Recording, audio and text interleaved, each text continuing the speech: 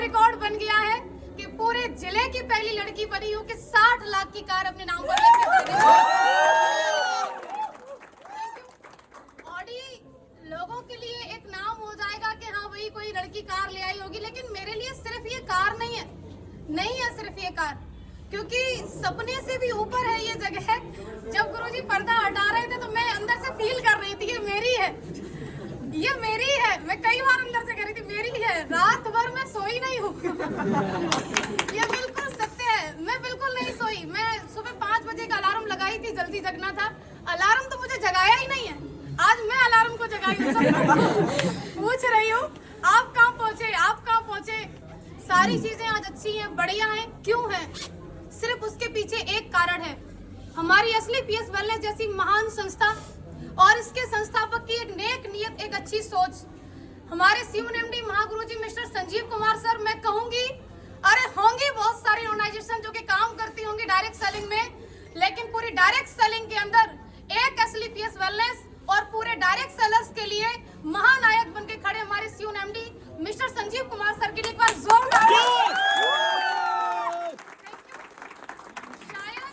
शायद कुछ संकोच होता इस कार को लाने में, लेकिन कोई संकोच नहीं हुआ क्योंकि वो वुमेन वेलफेयर फंड का 5 लाख एक्स्ट्रा गुरुजी दे दिया। बहुत बड़ा सहयोग लगा, क्योंकि लोगों को लग रहा है कि 5 लाख रुपए अमाउंट क्या, लेकिन पूछिए उनसे जो 30,000 रुपए महीने की तनख्वाह लेते हैं, पूरा 30 दिन ड्यूटी करते हैं, तब जाके उनको 30,000 आता है। लगभग उनकी 1.5-2 साल की इनकम तो माँ गुरुजी ने एज ए वेलफेयर फंड मुझे दे दी। क्यों? क्योंकि तुम लड़की हो। फिर हमारे अंदर से भी जज्बा जुनून आया कि नहीं भैया, जब 14 लाख की चल सकती तो 60 लाख की भी चलेगी। अब माँ गुरुजी अगर 5 लाख एक्स्ट्रा दिए तो उसको सही ठिकाने पे लगाना पड़ेगा, क्योंकि अभी और कमाना है। सारा कुछ बढ़िया है, बहुत ही अच्छा है। मैं जो बोलना चाह रही थी शायद मैं वो बोल ही नहीं पा रही हूँ, क्योंकि खुशी का कोई ठिकाना नहीं है। बोलिए। आज माँ गुरुजी पहली बार ये कह रहे हैं बोलिए, नहीं तो हर बार ये होता है कम बोलिए। टाइम नहीं है, अभी आपके बाद और भी खड़े हैं और उनको बोलने दीजिए।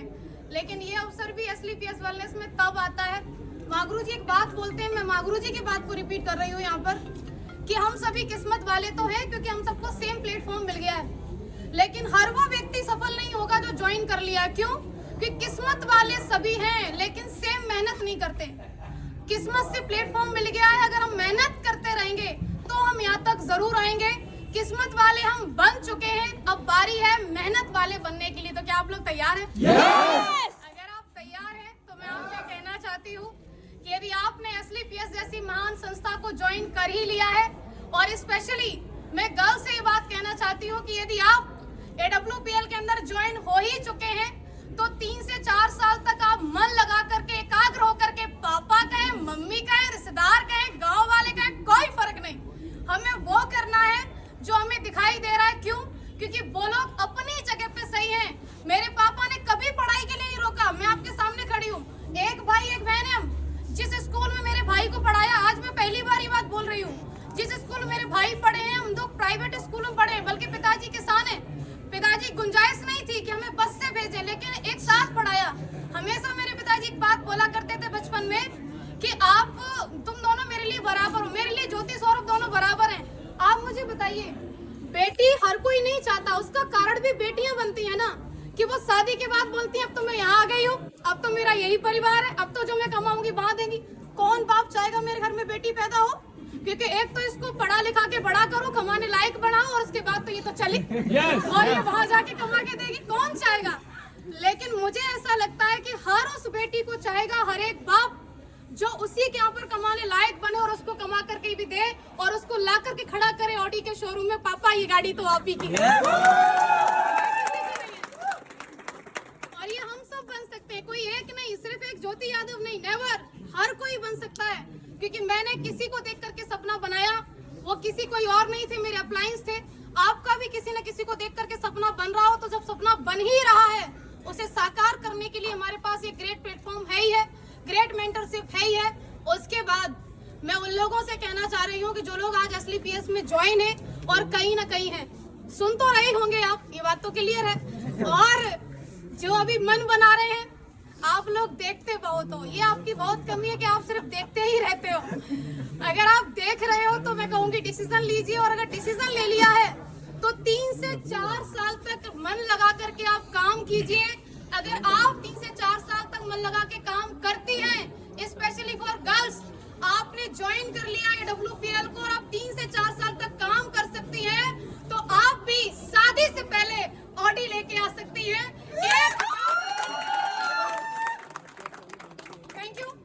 अगर हमें चाहिए तो हमें काम करना होगा, हमें यहाँ पर मन लगा के लगे रहना होगा। और आज मुझे अवसर मिला है मेरे अप्लायंस को भी सुनने का। मैंने बहुत बोल लिया तो शायद मैं सब कुछ नहीं कहने वाली थी, और मैं रियली थैंक्स करना चाहूंगी अगेन सभी मेंटर्स का, SLPS वेलनेस का, रिजल्ट ओरिएंटेड प्रोडक्ट का, क्योंकि अगर प्रोडक्ट इतने अच्छे नहीं होते तो मैं किसी को एक बार दे सकती थी लेकिन दोबारा कभी डिमांड नहीं होती। लेकिन प्रोडक्ट इतने यूनिक, मैं दी एक को लेकिन 10 से डिमांड आई, रिजल्ट की वजह से आई। और सबसे बड़ा धन्यवाद आप सभी लोगों का, क्योंकि आम दिन को आप सभी ने खास बना दिया अपनी मौजूदगी दर्ज करवा करके। क्योंकि लखनऊ के अंदर लास्ट में एक बात छूट रही थी, गुरुजी कह दूं क्या? मुसीबतें रियली में बहुत आती हैं। जो लोग मुसीबतों का पल्लू पकड़ के बैठे रहते हैं वो घर ही रहते हैं। जो लोग औरतों के लिए एक बात बोलते हैं कि अगर ऐसे ही हो तो चूड़ियां पहन के बैठ जाओ, उनके लिए मैं ये बात कहना चाहती हूँ, चूड़ियां सिर्फ औरतों के हाथ में नहीं होती। कई सारे मर्द जिनके हाथ में दिखती नहीं है लेकिन होती है, दिखाई नहीं दे रही है लेकिन होती है। चूड़ियां किस बात की? चूड़ियां उनके परिवार के बंधन की बताते हैं, चूड़ियां उनके नाम की बताते हैं। अरे मेरी रेपुटेशन का काम नहीं, चूड़ियां उनकी नौकरी की बताते हैं। ये सब चूड़ियां ही है और क्या है? आपको एक 50,000 की इनकम से कोई व्यक्ति 100 करोड़ का बिजनेस प्लान दे रहा है और आप कह रहे हो नहीं हमारे पास तो परेशानी है, हमारे पास तो मरने का टाइम नहीं है, हर जगह मुसीबत है। ये गाड़ी आपको क्या लग रहा है ऐसे ही आ गई? नहीं, लड़के होके गाड़ी ले आए। कैसे? मेरे साथ ही हुआ। मेरा लोन बिल्कुल क्लियर, बुजुर्ग है वो जिन्होंने मेरा लास्ट में आके कैंसिल किया, मैं बता रही हूँ आपको। गुरुजी अगली साल उनका रिटायरमेंट है, BOI में है वो। फाइल हमारी पहुंची क्योंकि 50 लाख वाला जो वैसे ना वो दूसरी बैंक होती है वहाँ रेफर किया जाता है। उनका पहला सवाल, आपके पास पहले से गाड़ी है? हमने बोला हाँ। आपकी किस्त बराबर चल रही? बोले हाँ। सिविल कितनी है? 806 तक की मेरी सिविल थी। बोले ठीक है। दूसरी गाड़ी क्यों ले रही हो? उन्होंने ऐसे करके पूछा, दूसरी गाड़ी क्यों ले रही हो? तो मैंने बोला जरूरत है। तो बोले ऐसी क्या जरूरत है, मैनपुरी में रह के तुम्हें इतनी बड़ी गाड़ी की जरूरत क्या? हमारे मैनपुरी में उनका ब्रांच, पैराडाइज स्कूल के सामने ब्रांच है बैंक ऑफ इंडिया का। तो अब सोच के देखो, क्या उनका सवाल था? नहीं, सवाल था उनकी नौकरी का। अगली साल रिटायरमेंट है। उनके बारे में जान करके पता चला कि उनके बेटे की शादी में क्रेटा मिली है। अब बेटे के शादी में क्रेटा मिली है और ये लड़की जा रही है, बोली मेरा लोन क्लियर कर दो, हमको 60 लाख की कार चाहिए। छाती पे सांप नहीं रहेंगे, कुछ भी हो जाए। वहां से मुसीबत खत्म हुई। एक बढ़िया व्यक्ति मिले, उन्होंने सिविल की वजह से 1 दिन के अंदर लोन किया। मैं कहूंगी बिल्कुल भी लोन किसी वजह से नहीं हुआ, 1 दिन के अंदर लोन हुआ, सिविल की वजह से हुआ। फिर सबसे बड़ी मुसीबत हमारा मैनपुरी का नंबर, हमने नंबर ले लिया मैनपुरी का और हमारी गाड़ी आ रही है वहां से, दिल्ली से, मोती नगर से। माँ गुरु जी सारा कुछ फाइनल, फिर गाड़ी अटक गई। हमने बोला ये आना नहीं चाहती है क्या? 50,000 रुपए पूरे एक्स्ट्रा क्यों लगे? सिर्फ इस बात पे कि हमें फिर वहां से नहीं, उन्होंने बोला मैनपुरी में डिलीवरी नहीं दे सकते, आप एटा तक ले लो। हम क्यों लेने एटा की गाड़ी, हम तो अपनी मैनपुरी की लेने मैनपुरी वाले। तो मेन आपको ऐसा लग रहा है कोई व्यक्ति सफल होके खड़ा है तो आसानी से खड़ा है, आपको समस्याएं आ रही है उसको कोई नहीं आएंगी। भैया हर चीज में समस्या है, यहाँ तक कि पैसा होते हुए जब आप गाड़ी लेने को खड़े हो, आपकी मर्जी है, गाड़ी की मर्जी कि मैं आ रही हूँ, बीच वाला बोला क्यों ले रहे हो?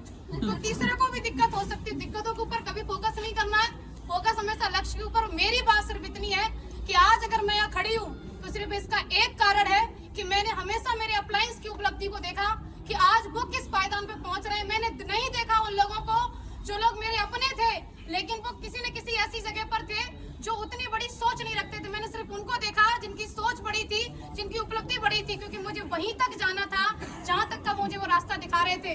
तो आपको भी हमेशा अपने अप्लायंस के लिए देखना है, क्योंकि मैंने देखा तो आज मैं खड़ी हूँ। और आप लोग आए इसके लिए आपका अगेन बहुत बहुत शुक्रिया। Thank you so much.